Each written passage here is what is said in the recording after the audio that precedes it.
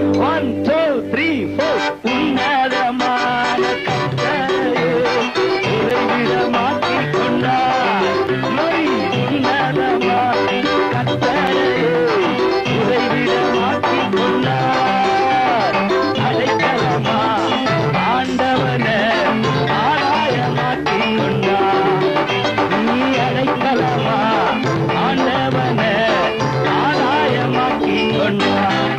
எனவே அதை உந்தன் கூடாரமே அணுகாது மகனே